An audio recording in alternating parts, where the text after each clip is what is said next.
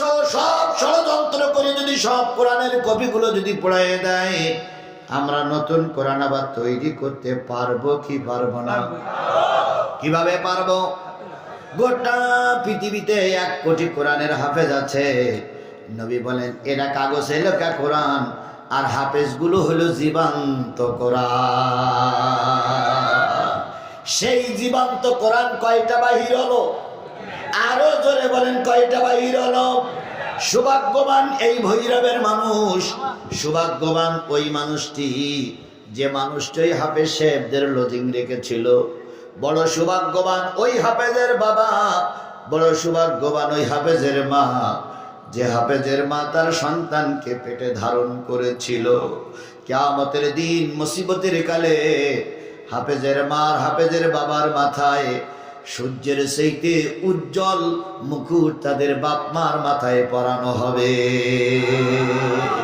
তাহলে বলুন তো, এই হাফেজরা এই এলাকায় এই মাদ্রাসায় টিকে থাক, এটা কি আপনারা চান?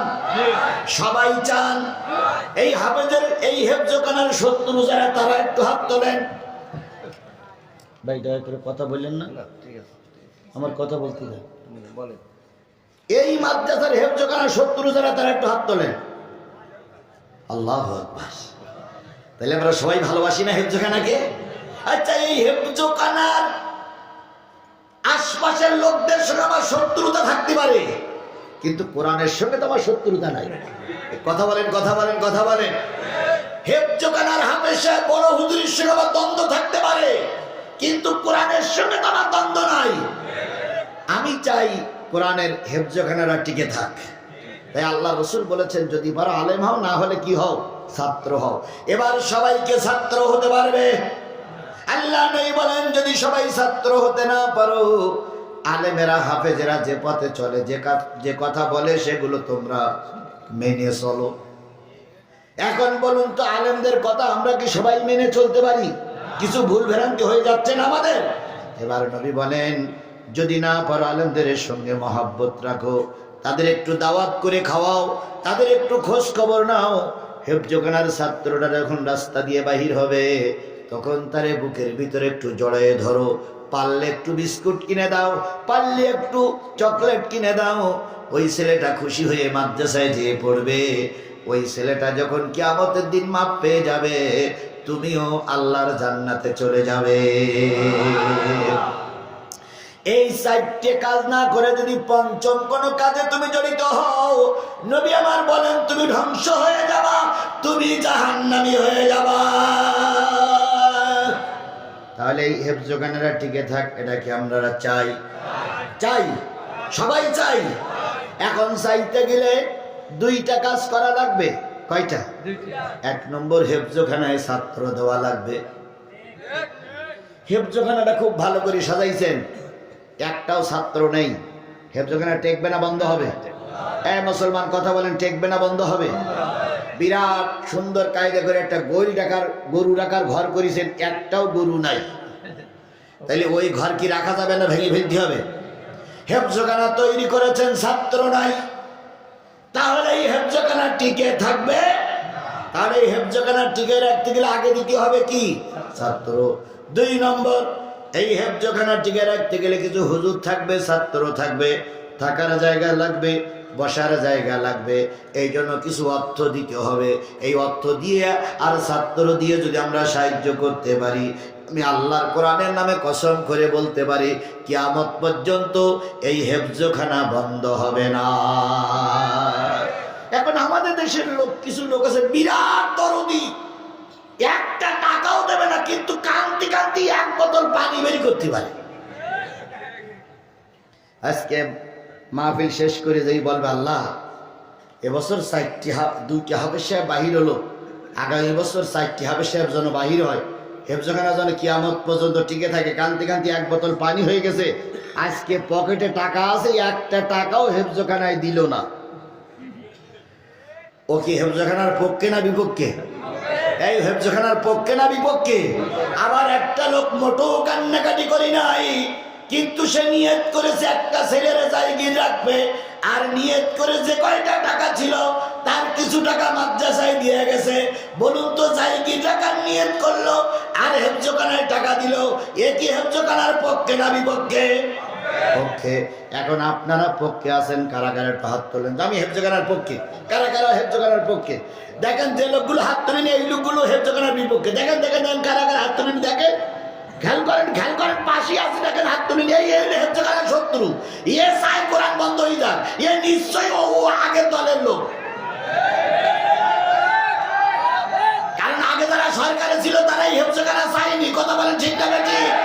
আগে যারা সরকারে ছিল তারা কোরআনের মাহফিল চায়নি। আগে যারা সরকারে ছিল তারা আরাম আমাদের চায়নি। সুতরাং আজকে যারা হাত তুলতেছে না ও আগের আমলের দালা। মাশাআল্লাহ। আর কেটা হাত তুলেছেন? ওই একটা লোক, ওই একটা লোকের টাকা দেন তো। ও না, ওই যে একটা লোক হাত তুলেনি।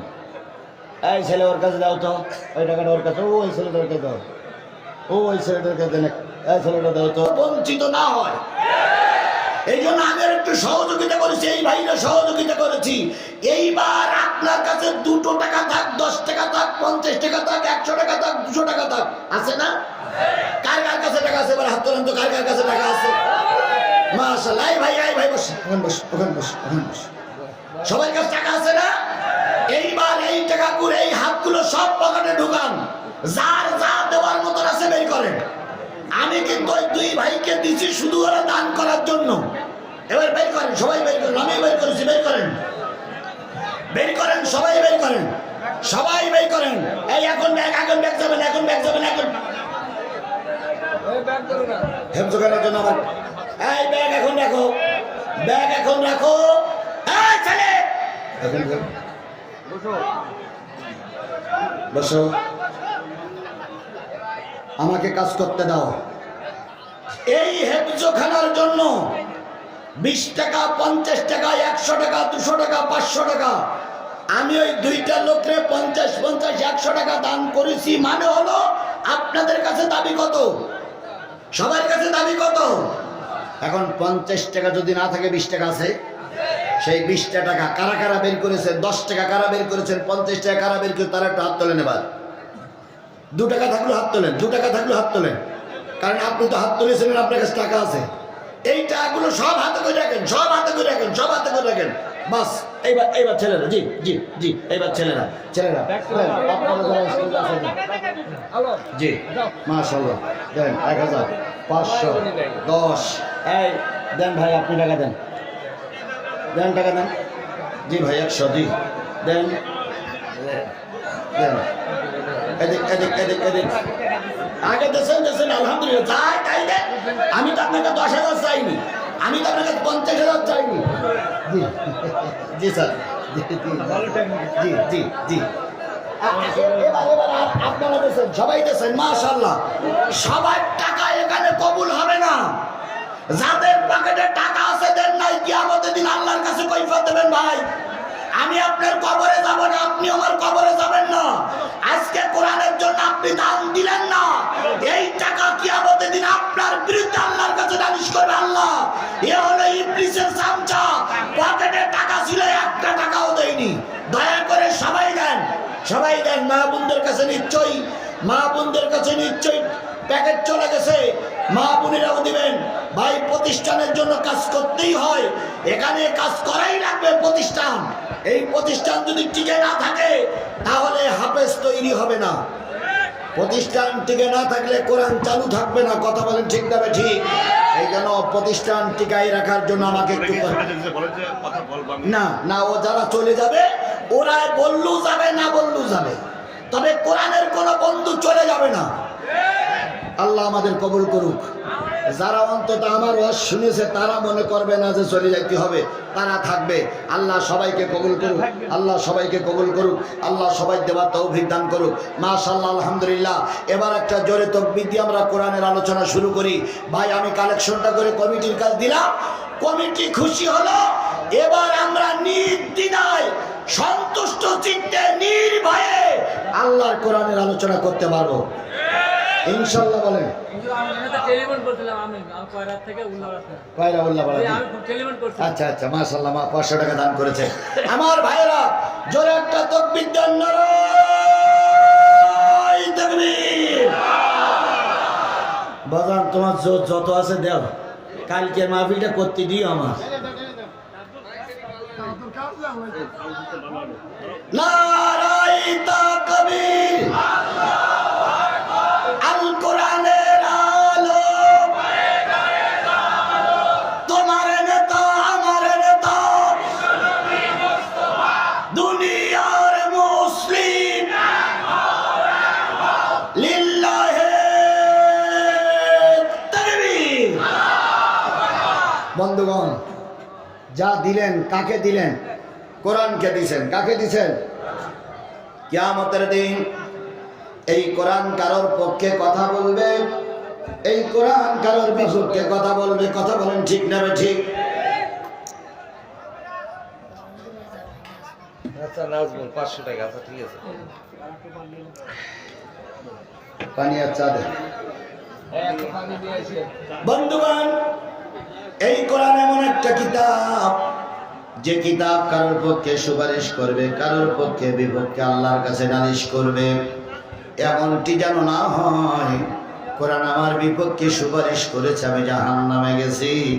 আল্লাহ পাক সকলকে কোরআনের পক্ষেই কবুল করুন। আমি আপনাদের খেদমতে আজকে সূরা আনফাল। কোন সূরা? এই মুসলমান কথা বলবেন বাঘের বাচ্চার মতন। কোন সূরা? সূরা আনফাল 9 নম্বর পারার 8 নম্বর সূরা, সূরাতুল আনফালের প্রাথমিক অবস্থার 2-3টা আয়াত তেলাওয়াত করেছি। তেলাওয়াতকৃত আয়াতগুলোর উপরে কথা বলবো। আনফাল শব্দের অর্থ হচ্ছে অতিরিক্ত। আনফাল শব্দের অর্থ কি? এই কথা বলেন, আনফাল শব্দের অর্থ কি? নফল শব্দের অর্থ কি? অতিরিক্ত। নফলের বহু বচন অধিক, অতিরিক্ত। কেন আনফাল নাম করা হলো? বদরের যুদ্ধে আল্লাহ রসুল কয় শত লোক নিয়ে বদরের যুদ্ধে গিয়েছিলেন? কথা কম, কথা কম।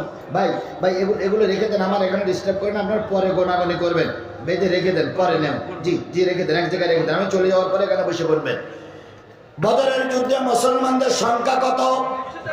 এই মুসলমান কত বলেন? 313 জন লোক নিয়ে আল্লাহ রসুল বদরের যুদ্ধে গেলেন। কাফেরদের সংখ্যা কত?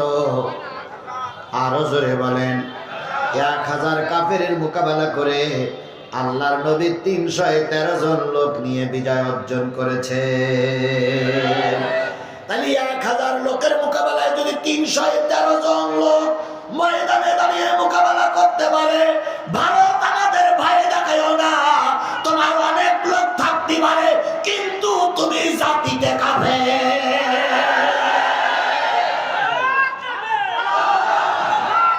কথা বলেন, কথা বলেন। তোমার পারমাণবিক অস্ত্র থাকতে পারে, তোমার বড় দেশ থাকতে পারে, তোমার অনেক সৈন্য থাকতে পারে, কিন্তু আমার দেশের লোক কম, আমার সেনাবাহিনী কম, কিন্তু আমার দেশের 20 কোটি মানুষ সবাই কোরআনওয়ালা, সবাই ইমানদার। ইমানদারের কাছে বেঈমানেরা কখনো টিকতে পারেনি, আজও পারবে না। আফগানিস্তানের মুসলমানেরা ইমানদার। আমেরিকা কি ছিল আফগানে মাতবরি করতে? কুকুরের মতন লেজ গুটাই নিয়ে চলে আসতে হয়েছে। রাশিয়া গিয়েছিল আফগানি মাতব্বরি করতে, কুকুরের মতন পালিয়ে চলে আসতে হয়েছে। ব্রিটেন লন্ডন গিয়েছিল আফগানিস্তানে মাতব্বরি করতে, শেষ পর্যন্ত শিয়ালের মতন পালাই আসতে হয়েছে। ভারত, তুমি শিক্ষা নাও, এখন আমাদের ভয় দেখাও। কিসের ভয় দেখাও?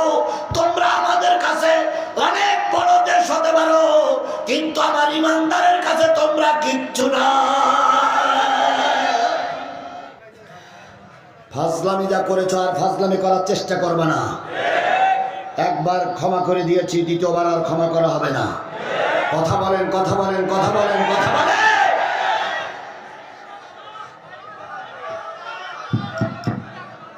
কি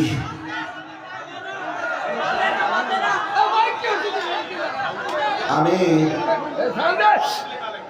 আমি প্রায় জায়গায় বলতেছি বাবা, এখন প্রতিদিন একটা দুইটা করে মাহফিল করতে হয়, মাইকটা ভালো নিয়ে। আমার খাওয়া ভালো দরকার নেই, আমার না খাতি দিলেও দুঃখে নেই, কিন্তু মাইকটা তো ভালো দরকার। কারণ এবছর যা মাহফিলের চাপ, অতিরিক্ত চাপ। আজকে যদি গলা বসে যায় তাহলে আগামীকালকের যাদের খেদমত আছে তারা কষ্ট পাবে না ভাই। এই জন্য এখানে মাহফিলের অনেকে দায়িত্বশীলরা বসে আছেন। আমি আবারও বলছি, মাহফিল যারা নিয়েছেন তাদের সবচেয়ে ভালো মাইক সেটটাই নেবেন। আপনার মাইক সেট বায়না করেছেন আইসক্রিম বিক্রি করা মাইক, তো ভালো কি হবে? যতদূর আছে ততদূর করতেছে। মাইকটা নেবেন ভালো।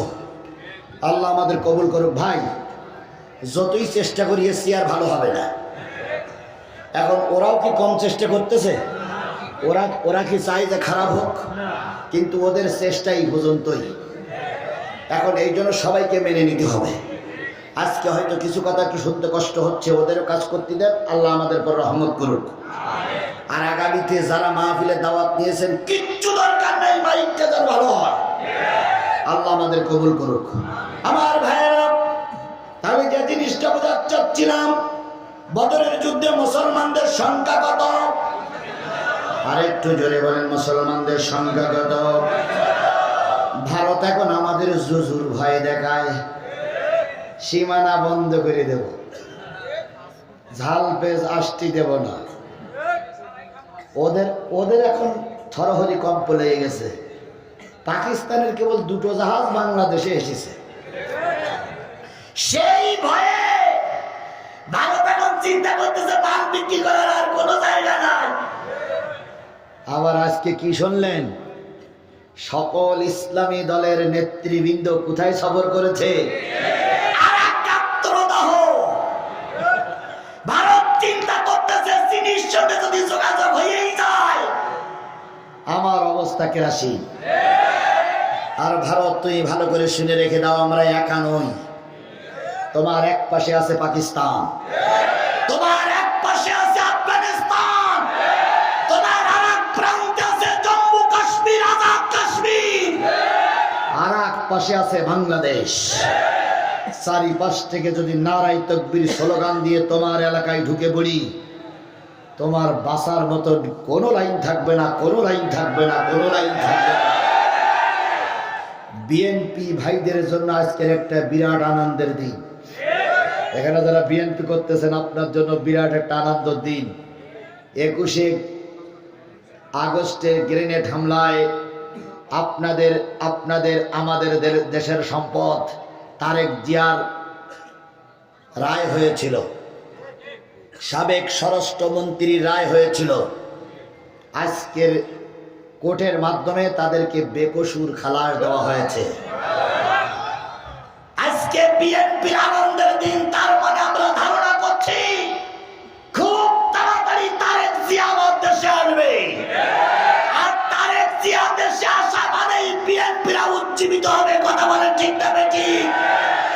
আর এইটাই হয়েছে ভারতের জন্য গাত্রদাহ। সুতরাং বিএনপি জামাত আমরা ভাই ভাই। এখানে দ্বন্দ্ব করলেই শেখ হাসিনা আবার মাথা উঁচু করে দাঁড়ানোর সুযোগ পাবে। এই জন্য সকলের কাছে আমাদের আহ্বান, কোন রকম দ্বন্দ্ব করা যাবে না। উল্টো বুঝবেন না। আপনি একটা দল করেন, ভাই একটা দল করতেই পারে গণতান্ত্রিক দেশে। খান সাহেব একটা দল করতে পারে, আপনার একটা দল করতে পারেন, তবে আপনারা জামাত ইসলাম মিলেই তো এই স্বাধীনতা আমরা এনেছি। কথা বলেন ঠিক না বেটি? এখন যদি দল করে পথ দিয়ে ভাগাভাগি করি, মারামারি করি, তাহলে ভারতকে আসার সুযোগ আপনারাই করে দিবেন, আপনারাই করে দিবেন, আপনারাই করে দিবেন। এখানে যারা বিএনপি জামাতের লোক আছেন, শেখ হাসিনা অথবা ভারত আবার আমাদের দেশে এসে মাতবারি করুক, এটাকে আপনারা চান? জোরে বলেন চান? তাহলে ছোট্ট ছোট্ট সমস্যাগুলো নিজেরা সমাধান করে নিতে হবে, মারামারি করা যাবে না। মারামারি করা মানে নিজেদের পায়ে নিজেরা কুরুল মারা। কথা বুঝেছেন? কথা বুঝেছেন? কথা বুঝেছেন? আচ্ছা বলুন তো, এক বাবার 4টি ভাই, ভাই ভাই একটু দ্বন্দ্ব থাকে না? থাকে না। তার মানে কি এই কাজ বাপের বাড়িতে বের করে দিতে হবে? তার মানে কে এই যে বড় ভাই যে ঘরে ছিল ওই ঘরেতে কবাই বের করে এটা কি কাজ? তাহলে আমরা জামাত বিএনপি এখানে থাকতে গেলে টুকটাক 19-20 হতেই পারে, কিন্তু সেই 19-20কে কেন্দ্র করে কাউকে ছোট করা, কাউকে বড় করা, কাউকে অপমান করার নিয়ত করলে আল্লাহর আদালতে আপনিও আপনারও কৈফিয়ত দেওয়া লাগবে। যদি বোঝেন তো বুঝলেন, আর না বুঝলেন তো কসু। বলেন তো কুকুরের লেজের, যদি কুকুরের লেজে 7.5 মণ ঘি টানা হয়, এইবার টেনে ছেড়ে দিলে কুকুরের লেজ বেঁকা হয় না সোজা হয়? আওয়ামী লীগের যতই আপনি 7.5 মণ তেল মাখান, ওরা যে দেশের শত্রু এর ভিতরে কোনো সন্দেহ নয়। সুতরাং ওদের ঘি মাখাইয়ে লাভ নাই। এখন 3.5 বাঁশির লাঠির প্রয়োজন। হয়তো চুপ করে থাকো, নতুবা লাঠি দিয়ে পিটাইয়ে সোজা করা হবে। আল্লাহর কসম, ইতিমধ্যে যত স্বৈরাচার পালিয়ে গেছে, কোনো স্বৈরাচার ফিরে এসে রাজনীতি করতে পারেনি। এই স্বৈরাচার শেখ হাসিনাকে আমাদের দেশে আর কখনো ফিরে আসতে দেওয়া হবে না। হ্যাঁ, তাকে আনা হবে, বিমানের চাকায় বেঁধে ঝুলাই নিয়ে আসা হবে। বিমানের চাকায় কোমরে দড়ি বেঁধে ঝুলাই নিয়ে আসবে। যতগুলো দেশের বদলাবে সবাই বলবে যে স্বৈরাচারে নিয়ে যাচ্ছে। এই নিয়ে ট্রাইব্যুনালে বিচার করা হবে। আল্লামা নেসামীরের যে কায়দায় ফাঁসিতে ঝুলিয়েছে, আব্দুল কাদের মোল্লারেরা ফাঁসিতে ঝুলিয়েছে, হেফাজতের আলেমদেরকে লাইট নিভাইয়ে মৃত্যুর কোলে ঠেলে দিয়েছে। আওয়ামী লীগের নেতা কর্মীদের এই পরিণতির জন্য অপেক্ষা করার জন্য বলা হচ্ছে, তোমাদের নেতা কর্মীদের ওই পরিণতি আজও কালও হবেই হবেই হবেই হবে।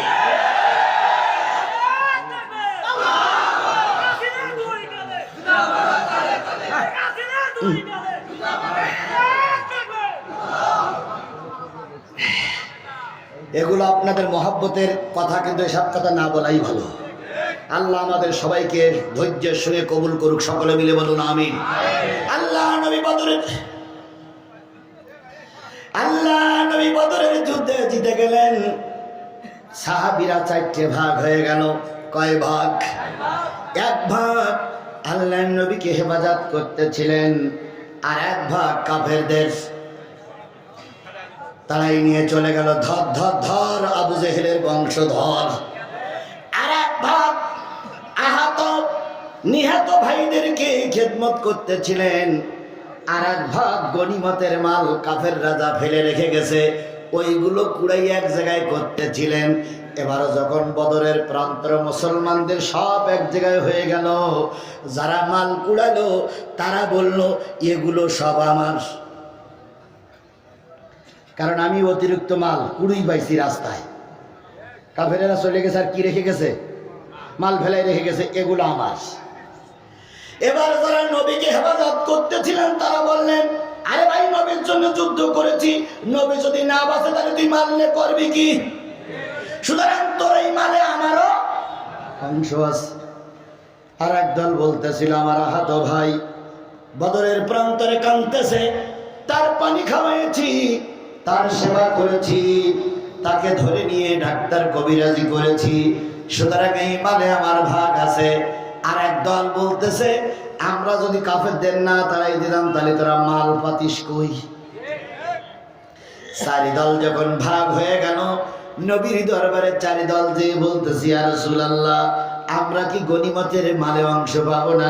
আল্লাহ রাব্বুল আলামিন ওদের প্রশ্নের উত্তর দিয়ে বললেন, ইয়াসআলুনাকা আনিল আনফাল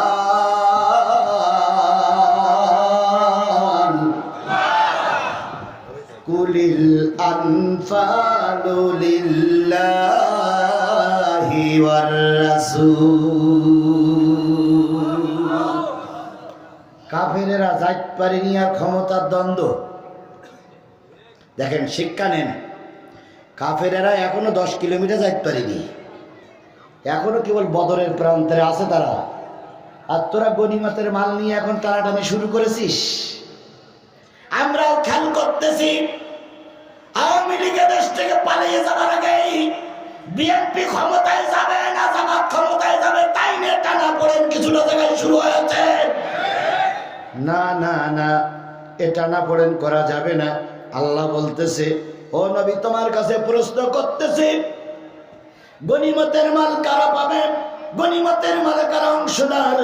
আপনি বলে দিন, ইয়াসআলুনাকা আনিল আনফাল, এই গনিমতের মাল সম্পর্কে আপনার প্রশ্ন করতেছে, আপনি বলে দিন এটা আল্লাহর এবং তার রাসূলের।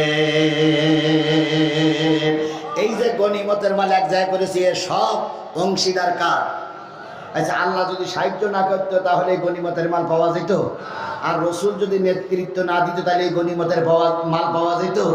ভাই, আপনারা জামাতের, আপনারা বিএনপি এখন মনে করতেছেন আমাদের সম্পদ। আল্লাহর কসম, আপনার সম্পদ নয়, সম্পূর্ণটাই আল্লাহর রহমত। বিএনপি জামাত এই 15.5 বছর কি কম চেষ্টা করেছিল? কি সফল আসি নাই? একদল ছাত্ররা ময়দানে নামলো। ছাত্ররা ময়দানে নেমে তারা এই ভোট চোরদেরকে তাড়াইয়ে দিল, এই গণতন্ত্র হত্যাকারীদের তাড়াইয়ে দিল। কথা বলেন ঠিক না বেঠিক? এই নরঘাতককে তাড়াইয়ে দিল। তাড়াই দেওয়ার পরে দেশের সম্পদ এখন তোমারও নয়, বাংলাদেশ জামাত ইসলামের নয়, এই সম্পদ এখন জনগণের।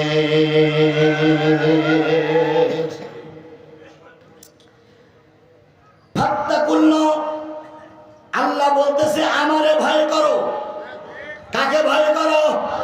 আরো জোরে বলেন, কাকে ভয় করো? আওয়ামী লীগ সরকার ভোট চুরি করেছিল, এখন বিএনপি আর জামাত যদি ভোট চুরি করে তাহলে আওয়ামী লীগ আর বিএনপির ভিতরে, জামাতের ভিতরে পার্থক্য কি? আওয়ামী লীগ ওয়ালারা চাঁদাবাজি করতো, এখন যদি জামাত বিএনপি ওয়ালারা চাঁদাবাজি করে তাহলে বুঝতে হবে এদের চাইতে ওরাই ভালো ছিল। সুতরাং চাঁদাবাজি করা, লোকের জায়গা দখল করা, লোকের বাড়ি ঘর দখল করা, এটা শরিয়াতে জায়েজ নাই। তাই আল্লাহ বলতেছেন ফাত্তাকুল্লাহ, আল্লাহরে ভয় করো, আল্লাহরে ভয় করো। ও আসলিহু যাতা বাইনিকুম, তোমাদের একে অপরের আমল সংশোধন করে নাও, একে অপরে ভাই ভাই হয়ে যাও। এই জায়গাটা কথা শোনা যাচ্ছে না? এই জায়গায় এখানে কথা শোনা যাচ্ছে না, এই জন্য এই জায়গার লোকগুলো উঠে যাচ্ছে। ভাই, এই লোকগুলো উঠে যাওয়ার মূল কারণ ওনারা শুনতে পাচ্ছে না। এই এখানে হরেন মোটে যাচ্ছে না, কারণটা কি? আল্লাহ, এত বড় একটা মাহফিল, মাইকের জন্য সমস্যা হয়ে গেল রে ভাই। ও ভাই, যতটুক শোনা যায় ততটুক দয়া করে একটু বসুন। যদি মনে করেন ওখানে শোনা যাচ্ছে না, এই পাশে আসুন। হ্যাঁ, এটাও বন্ধ হয়ে গেছে। পরপর তোমার ব্যাটারি কি চলতেছে? এ তো শব্দ শোনাই যাচ্ছে না, পরপর তো ডাউন হয়ে আসতেছে, লোক তো সব চলেই গেল।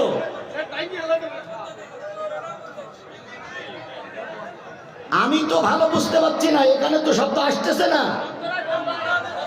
এটা বন্ধ হয়ে গেছে, এটা বন্ধ হয়ে গেছে, ওটা বন্ধ হয়ে গেছে, তাহলে চালু আছে কোনটা? হায় হায় ভাই, এই দেখেন, এটা চালু আছে, ওটাও চালু নাই, ওটা চালু নাই, এটা চালু নাই, এটা চালু নাই, তাহলে চালু আছে কোনটা? এবার কি চালু হয়েছে? হয়নি, মহাজালা। এ পাশে এটা চালু হয়েছে, চালু হয়নি। এটা চালু হয়েছে, এটা চালু হয়েছে, হয়েছে, আল্লাহ কবুল করুক। এই পাশে, এই পাশেরটা কি চালু হয়েছে? হয়নি, মহাজালা। বলেন তো ভাই, কি করি? কত আস্তের লাইন মারা যায়? বন্ধুগণ, আল্লাহর রাস্তে, আল্লাহে আল্লাহে আল্লাহে, একটু আল্লাহর রাস্তে একটু অপেক্ষা করুন ভাই। বলুন, হ্যাঁ, বক্স বন্ধ, আল্লাহ, এত বড় একটা মাহফিল, কত দূরের থেকে আসলাম, কষ্ট করে সব বন্ধ হয়ে গেল রে বাবা। ওই বক্স কি বন্ধ? বক্স কি বন্ধ? এ বক্স বন্ধ। আল্লাহ আল্লাহ আল্লাহ। ভাই, আচ্ছা, আপনারা আমার ফেলাই দিকে যাচ্ছেন কেন? এই আজ শোনা না যাক, আমার রেখে যাবেন, এটা নিয়ে করেন। সব দিন তো শোনা যায়, আজকে নাই শোনা না যাক, দেখা তো যাচ্ছে, তো দেখি অন্তত। আল্লাহ আল্লাহ জি। আচ্ছা শোনেন বাবা, তোমরা যদি না পারো তো একবার বন্ধ করতে, আমি খালি গোলায় চালাই, তাও অন্তত হবে। কালকের মাহফিল তো বন্ধ, কালকের মাহফিল চলবে না, কালকে দিনে একটা মাহফিল, রাতে একটা মাহফিল। আসলে শোনেন, আচ্ছা চেষ্টা কর, একটা হরেন দাও তো, একটা হরেন চালাও তো, একটা হরেন চালাও, এখানে একটা হরেন চালাও, সব হরেনের দরকার নেই। তুমি সব লাইন গুলো বন্ধ করে এখানে যা আছে আমার মাথার পরে একটা হরেন চালাও, একটা হরেন চালাও। আমি তোমার ক্ষতি করতে চাই না, একটা হরেন চালাও, একটা হরেন। বাইরের আওয়াজ মোটেও যাওয়ার দরকার নেই, বাইরের গুলো সব বন্ধ হোক, শুধু ভিতরে একটা হরেন চালু থাক। আল্লাহ আল্লাহ তুমি রহমত করো, আল্লাহ তুমি রহমত করো, আল্লাহ তুমি রহমত করো। ওর মাইকটা ভালো করে দাও আল্লাহ, এত বড় কোরআনের মাহফিলটা তুমি নষ্ট করে দিও না, আল্লাহ তুমি রহমত করো। আল্লাহ আমাদের সবাইকে হেফাজত করুক।